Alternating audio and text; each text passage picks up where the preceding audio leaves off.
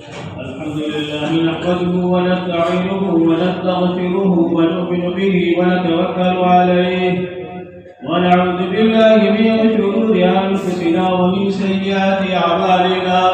من يهده الله فلا مضل له ومن يضلله فلا هادي له ونشهد أن سيدنا ومولانا محمدا عبده ورسوله صلى الله تبارك وتعالى عليه وسلم تسليما كثيرا أعوذ بالله من الشيطان الرجيم إن الله وملائكته يصلون على النبي يا أيها الذين آمنوا صلوا عليه وسلموا تسليما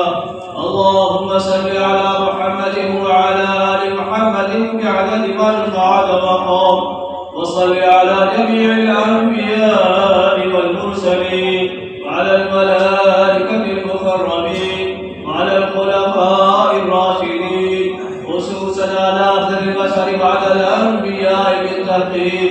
أمير المؤمنين أبي بكر الصديق رضي الله تعالى عنه وعلى مزين المنبر والمحراب أمير المؤمنين عمر بن الخطاب رضي الله تعالى عنه وعلى كامل الحياة والإيمان أمير المؤمنين عثمان بن عفان رضي الله تعالى عنه وعلى مظهر العجائب والغرائب أمير المؤمنين علي بن أبي طالب كرم الله وجهه وعلى الإمامين الهمامين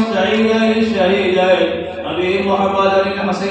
بن أبي عبد الله الحسين رضي الله تعالى عنهما وعلى أمهما سيدة النساء فاطمة الزهراء رضي الله تعالى عنها وعلى عميه الشريفين المكرمين بين الناس أبي عمارة الحمد وأبي فضل العباس رضي الله تعالى عنهما وعلى الستة الباقية من العشرة المبشرة وسائر الصحابة والتابعين رضوان الله تعالى عليهم أجمعين اللهم اغفر لي ولوالدي والمجتهدين ولجميع المؤمنين والمؤمنات والمسلمين والمسلمات إنك سميع مجيب الدعوات اللهم أيد الإسلام والمسلمين بالإمام العادل والخير والطاعات واتباع سنن سيد الموجودات صلى الله عليه وسلم اللهم انصر من نصر دين محمد صلى الله عليه وسلم